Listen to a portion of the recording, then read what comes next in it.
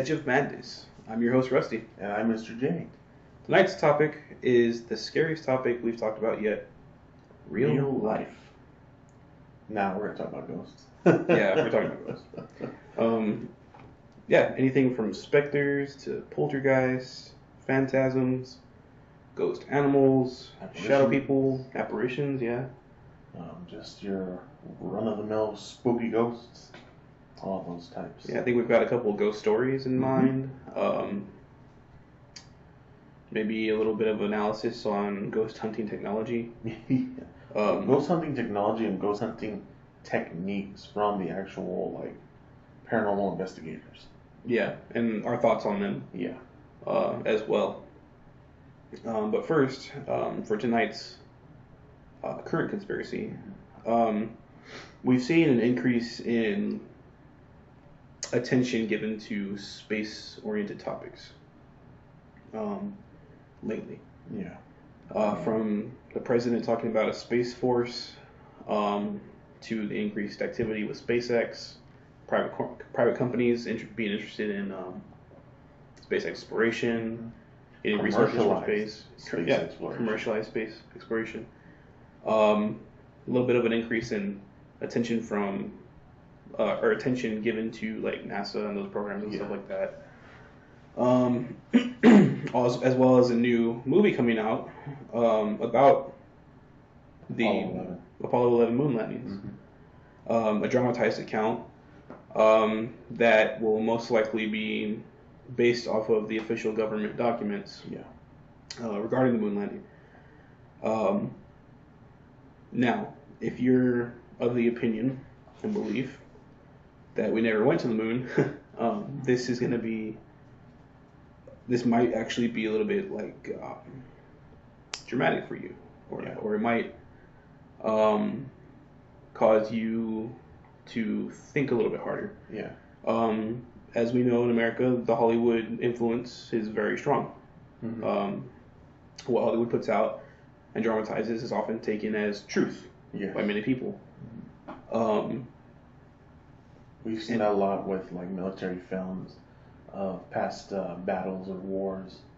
Anything that goes from World War II to Zero Dark 30 that came out a few years back.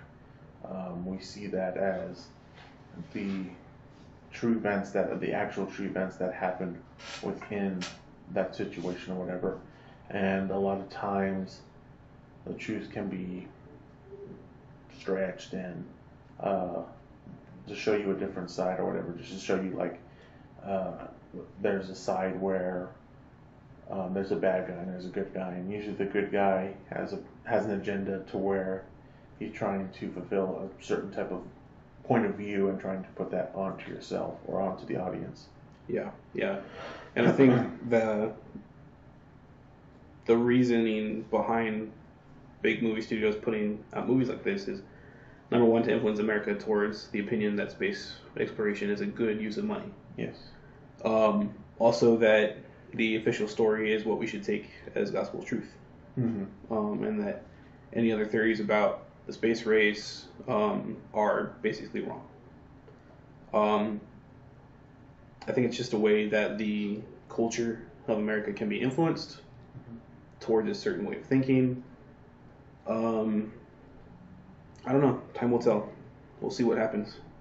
But I think we'll see an increase in more space-oriented pop culture. Honestly, I don't see where our president sees where we're going to get the money to enforce such a branch. I mean, to make an entire new branch of, this is what, the 6th branch of the United States?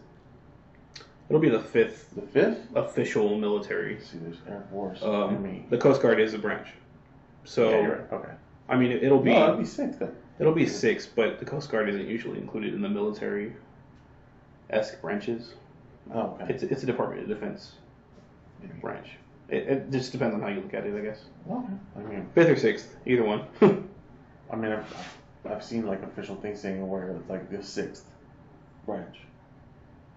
Okay. But officially, the Coast Guard is the military branch. Yeah. I mean, I would agree with that. Yeah. It's just, I've seen it different ways. Yeah. I mean, if anything, they could just merge the Coast Guard with the Navy. I mean, Yeah. basically the same. Well, no, they're not the same thing. But, either way, I'm not seeing where the president is going to find money to create such a thing. Because first off, we need to get people into space. We need to make uniforms for them. We need to make, what are they going to ride? They're going to ride a bunch of shuttles into space, rockets. That's the thing. Like, what is this Space Force? Is it for exploration? Mm-hmm. Is it guarding private companies? Are they going to have laser weapons or shoot bullets or what? Yeah, that's the thing. If it's becoming a military, it could be a military research branch. I guess. Is I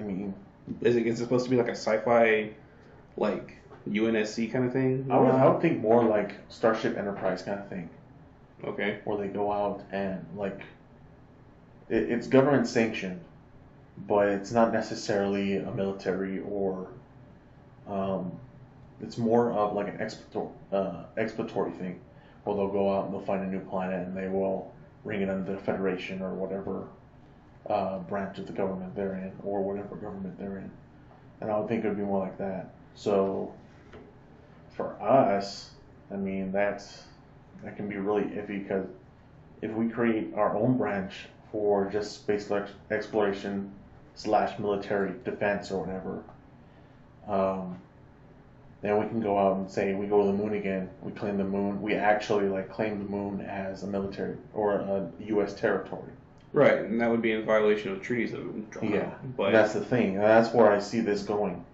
Because it's like starting a conflict. Yeah, because really look at it. The only reason why I would see them going into space or exploration for space is for resources. So oil, gold, diamonds, whatever it is you want. And if America creates their own branch and they go out and say, oh, we're claiming this, all of a sudden we find oil on the moon, or we find some kind of precious metal on the moon, mm-hmm. then that all of a sudden we have all of that. Right. And then we can shift economic powers to where we're the most powerful economic power in the world. Or we can go to Mars, per se. We can colonize Mars, and all of a sudden we find oil on Mars. Well, now we have the biggest oil reserve in the world. We don't need Saudi Arabia. We don't need Russia. We don't need any of these people. And now they're buying it from us. And we're charging 4 times as much because we're getting it from space. Right. And we're traveling to and from space. Yeah. But they have no choice, because where else are they going to get oil? You know what I mean? Yeah, something along those lines. Because, at this point, you'll have an entire planet's worth of resources at your dispense. Yeah. Along that line of thinking, that's the most economic way to go, is for resources and things that we need. Yeah. Of course, for colonization or whatever, who doesn't want to live on Mars, or who doesn't want to live in a space colony, But that's more, I would see it more for that. Or I would think you would have to prove that the economic viability is there before you start trying to build up a military to defend these potential resources. And is the economic viability there? According to companies like SpaceX, it is. Mm-hmm. But do we know that for sure? And is it enough to the point that other countries might be willing to start a war over it? No. But another thing is, if it's not for that, then it's for research and development. So we could be researching into new types of energy. We could be researching into new types of transportation, mm-hmm. new types of weaponry that we couldn't necessarily do on Earth. That right. we'd have to do on another planet or the moon, per se.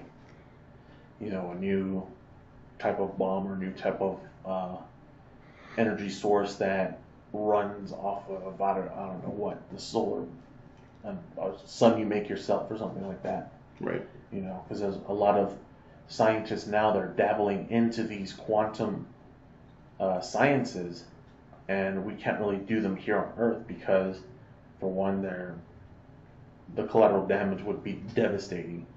and 2, we don't have the space. You know what I mean? Yeah, those are all cool theories, cool thoughts.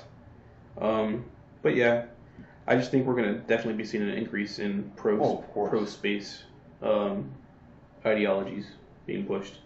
And not even like, I don't think in like a Star Wars sense. I would think it'd be like, have you ever seen the propaganda posters for World War II or like post World War II, where they want you to go and visit, say, West Germany, or you want to go and visit Western Europe or somewhere in Asia, Japan, somewhere like this, for us to go out and spread our influence, because I mean, once Japan surrendered to us, we sent in a lot of our civilian, right, a lot of our civilians, and they kind of started this new this subculture within Japan that it just sprawled and boomed, and now we have the Japan we do today. Right. Because it mixes like both their traditions and ours, and it's like the Coke and McDonald's concept. Like every country that has McDonald's hasn't been to war. Yeah. And Coke went out and spread the American way of life. Yes. To all the other countries. Not just that, but like restaurants and things. Yeah, those kind of things. Yeah. So like, yeah, I mean, and I don't know. Do you think that's good? I don't know. I mean, should the country we live in be able to do that? I don't know. I mean, it's a way for our country to survive, an ideal to survive. Right. Because I mean, for the longest time, we had 2 conflicting ideals. We had capitalism and democracy, and we had communism. Right. And for the longest time, we fought over that. And all of a sudden, the communists become capitalist and they become democratic. Right. And now we're able to breathe easier. Of course, there's always still that little bit of conflict, but we're able to breathe easier, not have to worry about, oh, Russia's going to nuke us, or oh, America's going to nuke the Russians and it's going to start a new war. I think the modern competing ideologies is between more of a global identity and more of a national identity. Mm-hmm. You have cultures, and by national I don't necessarily mean like nations, but like the specific ideologies or specific cultures, the specific beliefs, the specific maybe national identities. Yeah. Competing against this image of the future where we're all one globalized society pushing forward through the cosmos. Yeah. Okay. And I think that might be what some of this is based in. It's like an overarching global perspective. So we'd just be the first ones to lead the way. Okay. A globalized world with the American influence being the center of that ideology. Well, I mean, yeah. I think that's, maybe the basis on what this is coming from. But I don't know. It's hard to say. Yeah, that's true. I mean, we'd have to see where this is going. I mean, honestly, right now, I don't see Space Force being an actual thing for a very long time. Yeah. Of course, it can be until we get new advances in technology and new breakthroughs. Because right now, we can't support like a platoon of soldiers going out into space and living out there for 2 to 3 years at a time. Yeah. Or, even training soldiers to live in space conditions. I mean, it takes millions and millions of dollars to train 2 astronauts. Yeah. To live out in space within a few months. Yeah. Yeah. So until we get either breakthroughs or for some reason we find the money, I don't see space forces happening anytime soon, unless we get help from private companies. But even then, that's very iffy, because then it's a private company's interest that we have to worry about. Yeah, definitely. Something like SpaceX or whatever, I mean, Elon Musk seems like a nice guy, but I wouldn't trust him in starting a military branch. I can see that getting very dramatic. Yeah. Flamethrowers for everybody. I mean, that'd be fine, but... Elon Musk develops first real stormtrooper. That'd be cool. I mean,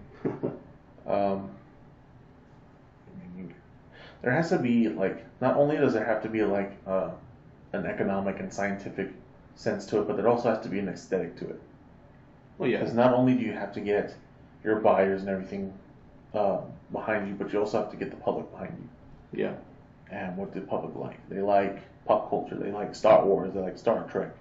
They like those space fantasy movies and comic books and everything like that. If you make that real to them, then they're going to be behind you all the way.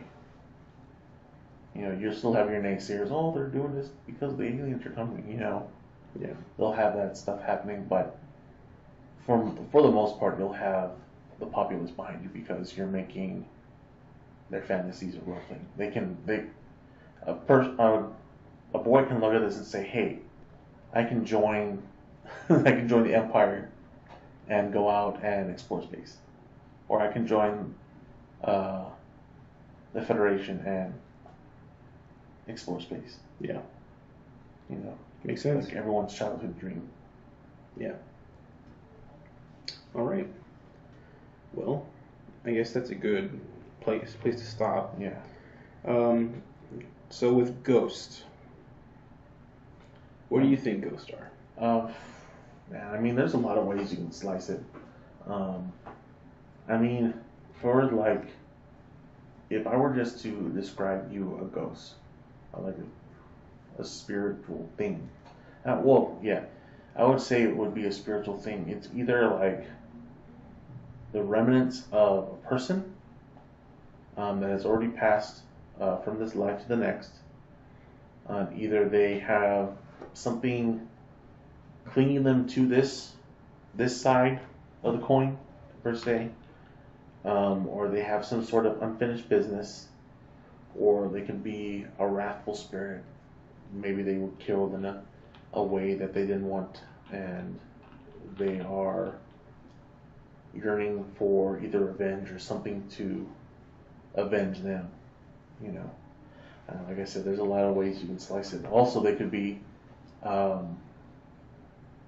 interdimensional creatures. I don't know.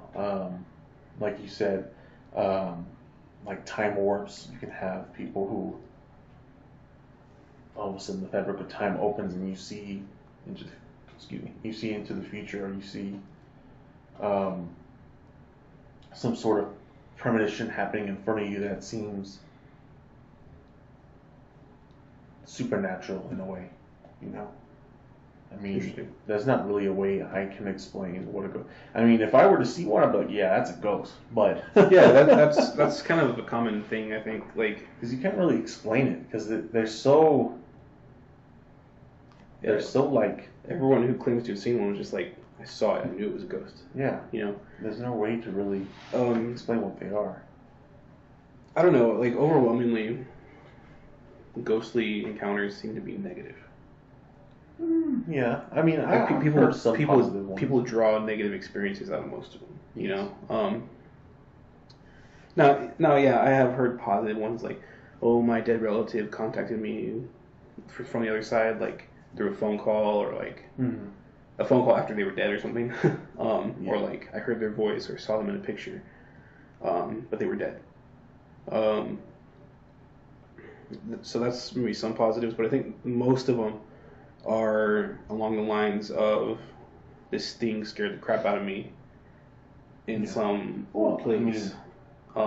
It was threatening, or it slammed the door, or it turned on a light, or turned off a light.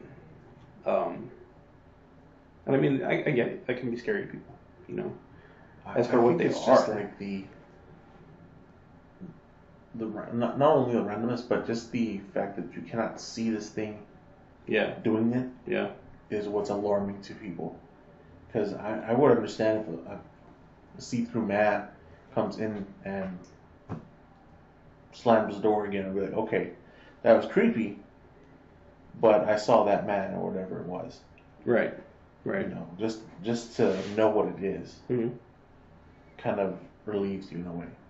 I mean, some people would still be frantic or whatever, but in my way, I would be like, okay, you know, man, see through. He opened and shut the door, but at least I know what he is. Right. I don't know what they are. I've heard different theories from different people. Whether they're, you know, lasting energy, like you said, or they're just either angels or demons, like some people think. Or maybe they're people who are trapped for whatever reason. Maybe that's what purgatory is, or maybe not. I mean, I don't know. I've been open to, I guess, it all, but I don't know. I have to say that I don't think they're good. You don't think any of them are good? I don't think that. Let me say it a different way. I don't think that they exist for good reasons. Okay. Does that make sense? Yeah, I mean, most ways people see ghosts as either they're here because of strong emotions or because they have unfinished business, whether it be good or bad. Usually it's bad. I mean, it's either they were killed in a way that they found unjust, or they want to find their killer, whatever it is.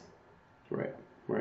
Or the way they lived was very unsatisfactory, so they stay because they yearn for that satisfactory life. So do we assume that they're people? Yes. All the time? Like they have human feelings, emotions? So like not an animal of any kind, not some kind of interdimensional alien thing, right? I mean, I feel like that's like something completely different from. Now, animal-wise, I don't think an animal would have, because animals don't really have strong enough emotion to latch themselves onto something or to latch themselves to life. I think they more or less live the way of the most natural way, I guess. And they feel, if it's time to die, it's time to die. Stuff like that, I don't think an animal would have the capability of.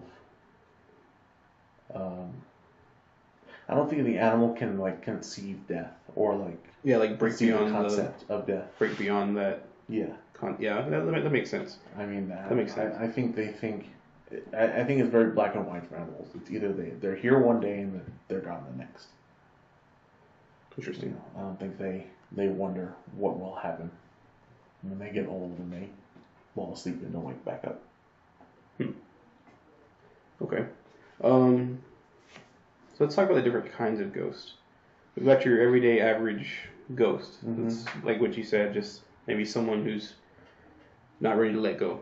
Right. You've also got poltergeists. Those are the scary ones.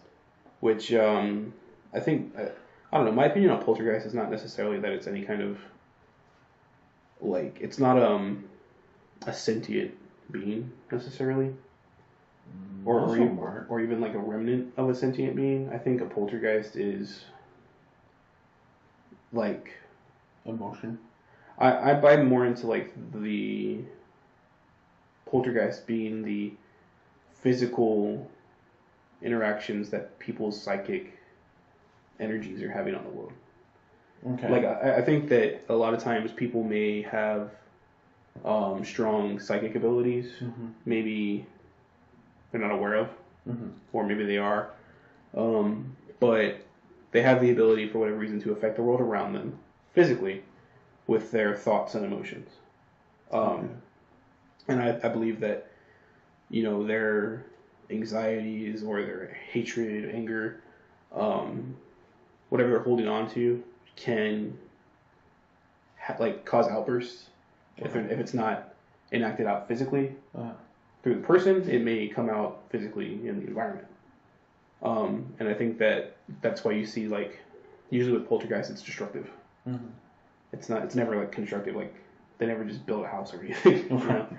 They usually destroy things. Okay. Or move things that cause attention to a certain topic or subject. And there's a theory here that we researched called the naughty little girl theory, which has an odd name. Yeah. Okay. But it's this theory that young females or adolescent females going through emotional issues, trauma, and if it's not expressed, it can build up and cause a poltergeist to manifest. Okay. Like I don't think the poltergeist manifests as like a outside creature, but the actions that the psychic energy is causing, like the movement of objects, may be attributed to It's just like this the poltergeist. Yeah. the unstable energy. Right. Right. Okay. I, I've never seen poltergeist as being something that would be reflected off of a living being. I think poltergeists are some things that have died already. But I think that poltergeists are a manifestation of a lot of other people's energies.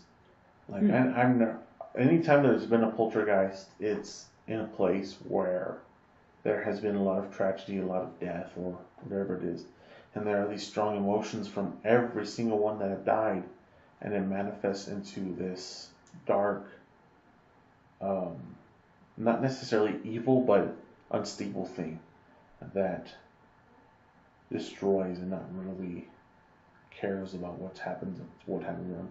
Because I mean, you have poltergeists that happen in houses where there's been a lot of murders, or there have been a lot of tragedies, a lot of bad energy there, per se. Not necessarily people dying, but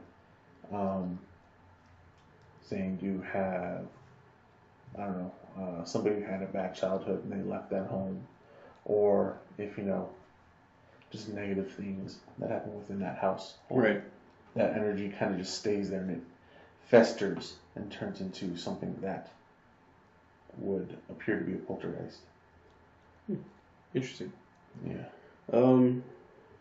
You touched on animal spirits. I don't buy that animals can be ghosts either. Yeah, neither do I. I think that that could just be projections from the people. Yeah. Maybe if anything, that's from maybe one person is. maybe missing their pets, Mm-hmm. or maybe they're attributing some kind of strange circumstance that they can't explain to some ghostly animal or something. Yeah, I've heard of a few cases where people see like a ghost dog or a ghost cat. They'll see a cat or a dog within a hallway or whatever that they've never seen before, and ask around, hey, whose dog is this? Hey, whose cat is this? And all of a sudden they disappear, or they go behind a corner. You go to follow them, and they're not there anymore. Right. But I think that's more of somebody else feeling a very strong connection to their animal, and then manifesting as a form of that animal or something of that. Mm-hmm. Or, like you said, somebody missing their pet. Right. And manifesting it. Right. Not necessarily it manifesting itself. Right. Because, like I said, I don't think an animal has the capability of wondering what the afterlife is. Right. I don't think they have a concept of that. Yeah. Interesting. Yeah. Let's see. We also have like the ghost that may show up in people's dreams, or maybe tries to convey a message. Mm-hmm. Also, like dead family members, stuff like that. Yeah, like dead family members. Or the dream. What are they called? Dreamwalkers or something like that. Something like that. But like, it's usually a family member or a close friend. Mm-hmm. And it's usually always like through the phone, or maybe like through writing, or some kind of message through like stacked objects, or moved objects, those kind of things. People claiming that their dead loved one is trying to convey a message to them through technology of some kind. Or like through pictures and cameras and stuff like that. Like, oh, I saw my dead grandpa in this picture, but he shouldn't be there. That kind of stuff. I don't know. That one's kind of hard to explain because a lot of these people protest very strongly that this is real, that it happened. And they know the time that it happened at, like with the phone calls, they know the specific time it happened at. Right. And the time of death was didn't coincide with that. Right. Those are hard things to explain. I can't say that it wasn't a ghost. No, of course. I mean, I don't think I've ever experienced something like that, so I wouldn't be able to say. Yeah, I haven't either, but I've heard the stories. Yeah. And through the dreams, I would say that it's just a manifestation of the person who wants to and misses their dead relative or wants to have a last word, and so they imagine this conversation.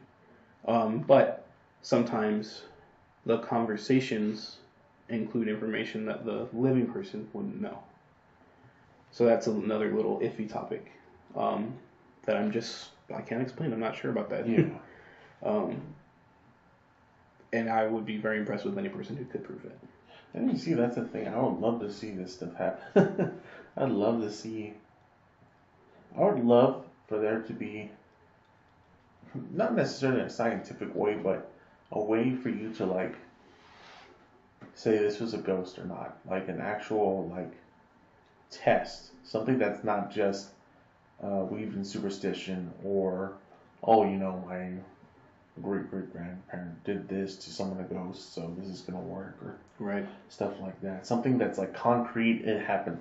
Either the ghost comes or it doesn't. Right. Or like this was an actual apparition or it was faulty wiring. Something like that, you know? Yeah, and I think a lot of the like ghost hunters who go out there, they want that same thing. But but the technology available to them can easily be disproved. Of course. And not just that, but they go in believing that something's going to happen. Yeah. So they have that mindset as well. So if, say, something moves out of place or whatever, and all of a sudden they have that mindset that, oh, it was a ghost. Yeah. Or if light flickers on and off, oh, it was a ghost. Yeah. They don't think, oh, well, it could have been faulty wiring, or oh, it could have been the wind. Right. Very few people go in with the mindset trying to like disprove this it. Is happening. It's already proven to them that the ghost exists. They're just looking for the evidence. Yes. And I think, but also at the same time, anyone who's a skeptic won't put the effort in. Oh, of course. To hunt. They're like, yeah. Come on if you want, but. Yeah. And then at the same time, none of the evidence is strong enough to convince the skeptics. Yes. I think it comes back to a matter of faith. Do you believe it or you do not believe it? I mean, honestly. Because if you don't believe it, you'll never be convinced. And if you believe it, nothing will ever unconvince you. Yeah. That's the thing, too. Because, I mean, a Bengal tiger. No one's ever seen one in real life. Right. You've seen video. There's a video right there. Yeah. You see it right there. Oh, it could have been computer animated or something like that, Right. Yeah. I mean, it exists. Science says it exists. Right. But you never seen one. And if a person's never seen one, it doesn't exist. Yeah. Or it's stuff like that. Yeah. I mean, I think I definitely believe in the possibility. I'm not gonna say I don't believe in ghosts because I think something is there, but there's so much misinformation. There's TV shows, there's fake books, there's fake videos. There's just so much there that I don't think you'll ever be able to prove it scientifically because the fakes have caught up to what the real things are. And the thing is too, our media technology is so advanced now that you can put something in a video that makes it look like we could do something to where we edit and a video, an apparition comes out of the wall or whatever and taps me on the shoulder or whatever, right, and freak out. Yeah, it's not even hard anymore. Yeah. We have it in apps. Yeah. So yeah, it's tough. It's tough. It is. I think the ones that may be easiest to prove scientifically are the ones that you wouldn't think of as common ghosts. Like how can science prove that items are moving on their own, like with a poltergeist? Mm-hmm. You can scientifically test that. How is the object moving by itself? Has anyone ever done that? I don't think so. I don't know.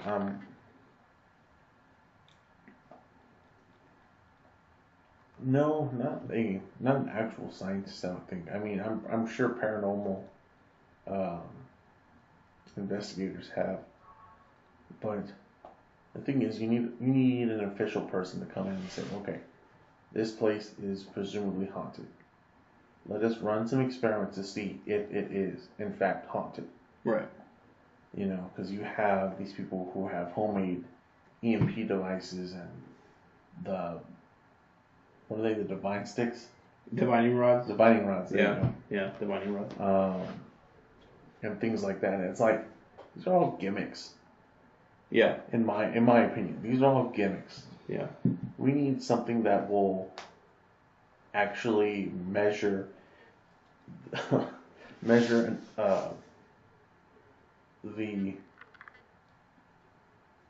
there's an actual ghost. You know? Like the presence of a ghost. But see, then that goes back to establishing the definition of a ghost. What is it made of? You know, what is its physical features? What are its traits? What are some that's something you would have to go through. Some commonalities while between you're experimenting. All ghost experiences, you know, because then once you make that concrete, then you can build machines to measure. Now, honestly, for right now, we would have to go off the things that we do know of. So we know that most people in the world say that ghosts give off an electromagnetic pulse of some sort. Right. They affect the electromagnetic energy around a room or a place in some manner. Mm-hmm. So, a way to measure that would be EMP. So, if EMP would be a way to say, now, you would have to come in and you would say, okay, are we near electrical lines? Is there faulty wiring? This place is old, so it might have faulty wiring giving off an electrical pulse, or a certain device or whatever gives off a certain pulse. Some cell phones actually give off signals to where it messes up the electromagnetic pulse of the room. Some Wi-Fi monitors give off a certain pulse that'll mess up EMP devices. So, I mean, there's a lot of factors you would have to look into. And then once you have those all cleared, if your EMP device is still going off or whatever it is it's doing, then you have to look into, okay, is there something that we missed, or is this an actual apparition of some sort? Right. You know. Right. So what technologies do we have? We have the divining rods. Mm-hmm. We have the EMF detectors. We've got the spirit box. We've got digital recorders. Digital recorders. To capture EMFs. I want to talk about digital recorders. Electronic voice. EVPs. Yeah. Huh? EVPs for the tape recorders. Yes. Electronic voice. Yes. Yeah. I want to talk about that because a lot of times, like I said, these people go into these places, haunted houses, asylums, things like that, thinking something is going to happen. It might be the slightest thing in the world, but whatever happens, that is the proof that I have found a ghost or that there are ghosts around here. So people, when they record these things, they will go back and listen to it for hours and hours and hours. And the brain is a funny thing, because if you listen to the same thing over and over and over, your brain is going to mess with you. And all of a sudden, you hear a voice in the background, or you hear a whisper, or you hear something to where it is proof that you have a ghost. Right. And then these paranormal investigators then say, okay, well, we found this, we found a whisper, and you listen in, or they'll listen in, they'll cut everything else off, and you hear that one little thing, or it's like, and it's like, that was a whisper. Right. And it's like, every little thing is not a, it could be wind, it could be. Now with those, I think you're right. For most of these EVPs, it's most definitely just noise, and No, I'm not saying that these things are not real. I don't think all EVPs are. Yeah, that's what I was going into, is that some of them are like undeniable. Yeah, I mean, you hear someone say "get out," then and it's a different voice, and it's loud, clear, and it's like, okay, where'd that come from? And it's like beyond the typical human voice spectrum or whatever. Right. Yeah, that honestly, I think out of all ghostly evidence, EVPs are probably the most solid. Yes. And a lot of the time they can be disproven. Yes. I think with the electronic field, yeah, it's almost always going to be some type of wiring or signal. And in our modern world, there's so many signals going on. Yeah. Everywhere, there's wires everywhere. There's piping everywhere, Yeah. Yeah, even lead piping. Yeah, even like a magnetic rock, buried in the ground is going to give off something. Yeah. So that one's tough for me to reconcile. Now, what about like infrared and what is it where you can see like the heat off of? Yeah, like that's infrared, right? That's thermal. Thermal. There you go. Yeah, thermal. With the infrared and like ultraviolet spectrum, I've never seen. Because apparently ghosts give off like a cold spot or whatever. Like wherever they are, they create this cold spot. Yeah, they create a cold spot or a super hot spot. But like through the infrared spectrum and ultraviolet, I've never seen like a ghost man just in that field. I think if they give off any kind of light at all, and like that's the claim, is that they give off some kind of light. It's in those spectrums, we can't see it. I haven't seen anything that says that's true. Okay, yeah. Consistently, those infrared and ultraviolet field spectrums are used to look for ghosts. I don't know why. As far as like thermal, yeah, sometimes there's some cold spots and hot spots when there shouldn't be. So that one's a little bit harder to explain. Are there heat pockets in the air, or cold pockets in the air? Yeah. If so, why? Why is it moving in this direction? Yeah. How is it moving in that direction? I don't know. That's tougher to explain. That one's. That's the thing too. You have to look at the specific evidence: who collected it, why they collected it, when they collected it. Yeah. How credible is this person? Yeah, and you can't just say from one piece of evidence, "Oh, ghosts exist." Yeah. I wish it were that easy. Oh, of course. I wish it was too. But then that's a big question too. I think that's why this is such a phenomenon, is because there's so many people who strongly believe that there are ghosts or specters or something out there. Right. And there are another strong amount of people who believe this is all bull. Right. This is stuff that you put on TV to sell T-shirts, stuff like that. And it definitely is profitable. That's the thing. It can be. People like the spooky stuff, but it's just that you have that conflict between these two ideals, and I think that's what just keeps it going on and on. You have on the one side somebody comes up with proof. Oh, hey, I found video clippage of an apparition in a cell or whatever, and then the naysayers will come in and say, oh, that's Photoshop, or oh, that's just dust that hits the light or whatever it is. Right.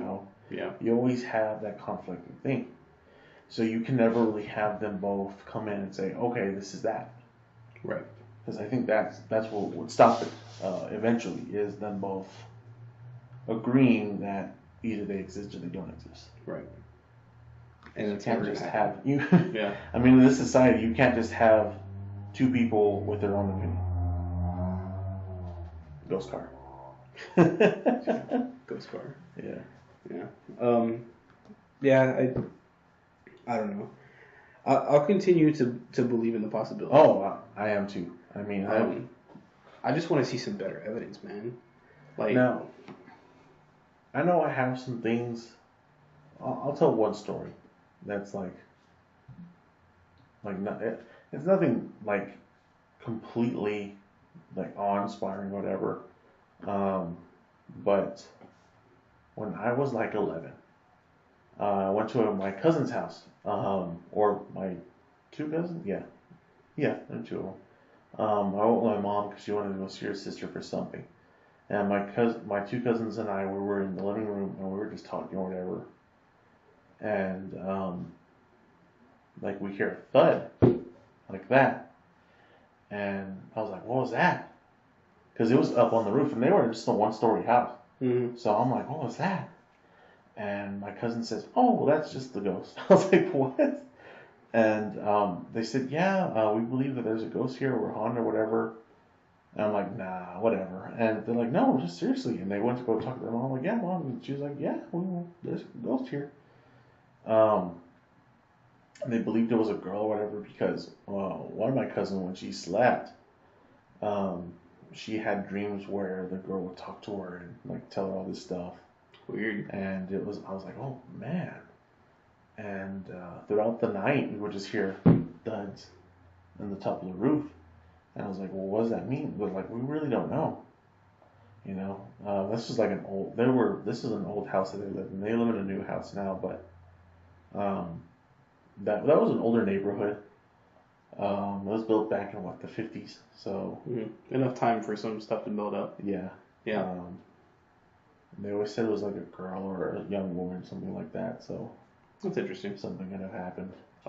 Yeah. I mean, I guess going along the line with stories. Mm-hmm. My sister and brother-in-law, he's in the military. They were stationed at a base in a very old house, like from the 1880s or whatever. And they swore they had ghosts. They heard things in the attic pretty consistently. Okay. But the strongest one was they would smell the odor of cigars. Okay. Throughout the house randomly. They didn't smoke? That's the thing. Not at first. They smelled the cigars, and spontaneously, my brother-in-law picked up cigar smoking. Oh, really? Oh. Yeah. So that was a little weird, and I mean they thought it was strange too that he would, because he was looking for a hobby. They would pick up that hobby of any. Mm-hmm. But they had smelled the cigar smoke pretty consistently for at least a year before he ever started. Where did they live? In Kansas. Oh, okay, yeah. okay. Yeah. Yeah, it was an older house too, right? Yeah, it was real old. Yeah. And I think they had a story one time they confronted the ghost because it was making an unusual amount of noise. Okay. In the attic, and they yelled at it. Said no more. You know, I guess they cast it out in a way, and I mean it stopped. Oh. You know, so again, these things that they could be easily disproven. You know, like the cigar smell was in the wood from whoever lived there before, came out when it was hot or whatever, or was in the vents or whatever. Mm-hmm. And the attic was just squirrels or bats or whatever. I mean, easily disprovable things, but for them it was real. Mm-hmm. You know, and I can't say it wasn't. You know, another one for me personally was one time I was on a hunting trip. We drove past a ranch and I saw a bull up on a hill. Okay. And it was like on the sunset, so it was like just a silhouette. And I saw it on the hill, and it was a pretty sight, you know. So I looked at it, and I blinked, and the bull was gone.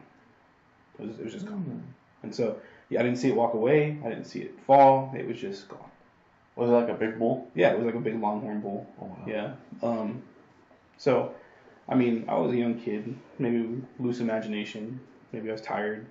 I don't know. Hard to say. But at the time, it kind of stuck with me. You know, it was different. Other than that, I don't think I have any real ghost stories. But I'd like to hear from the audience. Yeah, I'd love to hear. If you have any ghost stories, that'd be great to hear. Yeah. Before we go, we didn't talk about this beforehand, but what about like psychics when they call on ghosts, or they you pay a psychic to talk to your dead relative or something like that? How credible do you think that is? I think the vast majority of them are fakers. Of course. And charlatans. Yes. But there are a few who I think do have real abilities. Who was that one from the 30s? She was a British girl, I believe. And she had one apparition that would speak through her. They actually did Well, I don't know how real this is. I'm getting it off of a movie, but it was based on a true event where this British broadcasting company, I don't know if it was BBC, but they went to interview this girl, and when they did, they asked her about the apparition that was possessing her or whatever. And his name was like Charlie or something like that. And they were going to talk to Charlie and said, Charlie, are you here? Can you let us know? And the girl spoke, and it was in a man's voice. And the reporter was asking Charlie questions like, "Oh, how'd you die? Why are you possessing this girl?" Things like that, and things like that. So I know there are some people who have connections to where they can open themselves up to other spirits and let them talk through them, or summon them to talk to them. Right. I think some people do have a natural ability to feel like maybe emotional energy left over, or maybe to somehow encounter the history of a place, like using their through their imagination, or maybe even talk with people who are willing to talk to them on the other side. I don't know, but I think the people who really have that ability, it's hard to tell the genuine from the fakes, because the fakes are either so good, or those who are genuine are. It's too much. It's too much. Yeah, to believe. It's hard for even them to believe. Right. So a lot of people just mask it away, or they ignore it until it goes away, or they just say it's something else. That's a whole nother monster to tackle. Yeah, there really is. Because there are people out there who believe so strongly that they are. That they have But they've been wrong. Yeah. And not saying that a person who really did have those abilities couldn't be wrong. Sometimes. And a lot of time it's psychology too, because it's them or these people who claim that they're psychic. They can just ask really vague questions or answer really vague answers like, "Oh, well, I feel like your husband died a horrible death." And I'm like, "Yes, he died in a car accident or something like that," Right. And it's just things like that. And it's like, "Oh," he says, "don't worry about whatever." And I'm like, "Oh, I'm not gonna worry then." And in the past, I think it would have been easier to prove someone was real if they could tell specific details. Yeah. Without prior knowledge. What was the last thing you ate before you died? Yeah, something so specific. Yeah. No one would know. But nowadays that's hard because you have the internet. So I don't know if you could get who's to say before they died. Well, you get what I'm saying, birthplace or birth time or whatever. Yeah. You can find those things out on the internet for a lot of people. It's another thing. The society and the science has caught up so much that we've reached a certain extent where this thing can never be proved, without a doubt. I don't know. I don't think it can never be proved. I think there are a lot of fakes right now out there that are pushing this to make money or make profit off of whatever. But I do think if you can find now, it has to be like a super big breakthrough. Like you have to have a ghost puff up in front of you and have an official person there like, "Yep, that's a ghost." Yeah. But good luck. It's gonna take a while. You can take a scientist to one of the most haunted places in the world and nothing will happen. Right. Right. It's all at this point. It's all up to the ghosts and it's all up to chance.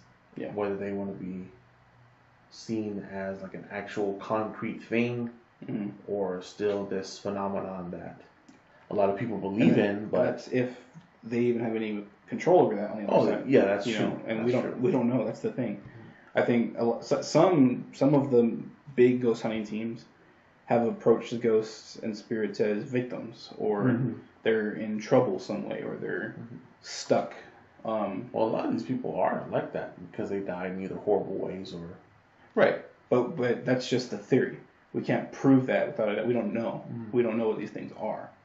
We've never had a full conversation with a ghost saying like, are you a murder victim or whatever. Yeah. And And again, a lot of the techniques and everything that ghost hunters do are based off of Victorian things. Yeah. I mean, tragedy is kind of the thing that drives these specters or whatever, and it's the macabre and everything like that. Yeah. So the assumption is that something bad has to be in that situation. Because ghosts didn't start to get popular within media until around Victorian ages, right? Right. From what I understand. I mean, I could be wrong. I mean, there were instances before in literature and culture, but not romanticized the way it was. Right, and the ghosts were usually like more like a guiding spirit as opposed to like an old person or dead person. I mean, if you were to look at like Edgar Allan Poe's writings, it's more of like a premonition of evil or negativity. What was it? Where's the one where he was in the haunted house? Go ahead and pick one. Or we'll talk about the Raven. Yeah. Like how you have this Raven coming in and talking to him about premonitions of either his death or some sort of tragedy happening to him. And the other poem slips my mind, but it's him, or not him, but a person going to his friend when he's dying. He's in this house that is rotting away, and he's talking to his friend. His friend is like this walking skeleton that is on his last legs, Right. Is that Usher? Usher. There you go. That's what it was. Yeah. Yes. I was also thinking the Telltale Heart. Yes. Like the sound of the heartbeat is kind of a ghost apparition thing going on. Like, and then he killed the guy, right? Exactly. Yeah. He killed him. Yeah. So I mean, yeah, but I think like, and before that, like, I'm thinking of Shakespeare. So like 1600s, like the ghosts in Shakespeare were always like guidance. Yes. They were like starting the story in some way. Right. What were they even ghosts? Because they were more seen as like not ghosts, but other supernatural things. They were either like like in Fae, or they were. I think it was like in Hamlet. Oh, okay, yeah. The father. The ghost of the father. Yeah. Well, that's kind of tragic. Yeah, but I think the modern image of ghosts is a lot different than like what it might have been in a different culture or time. Yeah. Like I think for most of history, it was probably the ghost is like a spirit from some natural source, like trees or mountains or some god. Well, that's more Eastern. Yeah. It's more Eastern. But in Western tradition, I mean, they're seen as like preeminence of the soul, of the human soul. Whereas you see things in like Japan and Asia or other parts of Asia, everything kind of has its own spirit. Like your house has its own spirit. This lamp has its own spirit. That shelf has its own spirit. And depending on what you do with it and, the energies that are around you, they can either manifest into something good or manifest into something bad. And that's kind of the whole Eastern philosophy of what is, everything kind of has its own energy and it does its own thing through its energy. And it can influence things around it. Right. Whereas Western society is more, the spirits and apparitions are mainly human. So if we started viewing the phenomena of ghosts in maybe a different point of view, do you think we would be having the same experiences? No. Through ghost, through like ghost hunting, because just about every ghost hunter I've ever heard of, they have that very Western Victorian perspective. What if they had a different like if approach? you had a Japanese ghost hunter right coming in and saying, we're looking for yokai. Right. Or like the spirit of this house is active, so let's look at things that a house might. But the thing is, with that, there are different traditions that they go through to contact these spirits, because it's not necessarily something that is sentient, but it's just like the energy of that place, and it can manifest into something. And it can either manifest into a Shinto, or it can. So for them, like a ghost wouldn't even be an issue. It would be solved through like fixing the house. Yes. Right. But the thing is, though, they do have their own apparitions. Like they do have like samurai that have died in dishonorable ways, and they come back. But even then, they come back through like the sword, or they come through ink or something like that. Right. They're very keen on possessions. That's why, if say they have an old umbrella that is over 100 years old, they would have to have a Shinto priest come in and bless the umbrella so that it doesn't manifest into a lesser yokai and attack them or whatever. Oh, interesting. Yeah, I would like to do like a separate thing on Eastern spectral things. Yeah, that'd be cool. Because they like it's just the way. Like I've heard Western apparitions and ghost stories all the time, but the way that the Eastern ghost stories go, it's so like odd, because with them we don't really believe that animals can become ghosts. Well, they have specific animals that do become ghosts, or they have specific animals that are demons and things like that. Very cool. Yeah, I would like to like go in on that, but I would have to do a lot more research, because there's a lot. Right. Like I said, everything. Like the mountain is a spirit, the river is a spirit, your house is a spirit, your wall is a spirit. Yeah. And that's a whole culture that we weren't raised in. Yeah. Like, to us, our image is very familiar, but it'd be unfamiliar to them. Right. You know, so, but I think that's a good spot to end. Yeah. I don't think we have any announcements. But hey, this is a big thing, with the ghost.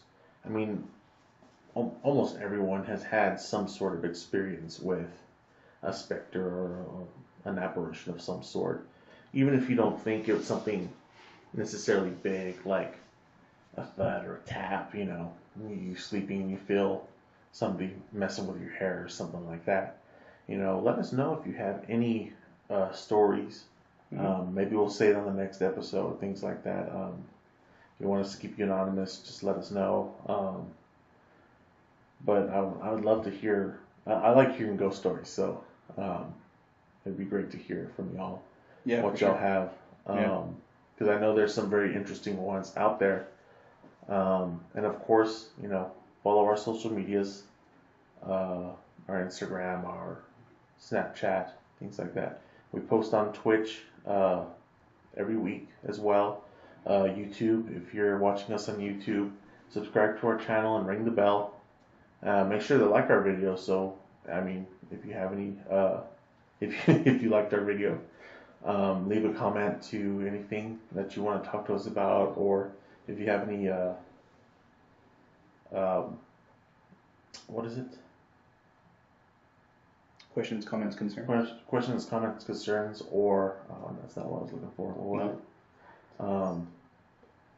I can't hear you. Our producer's trying to give us hints.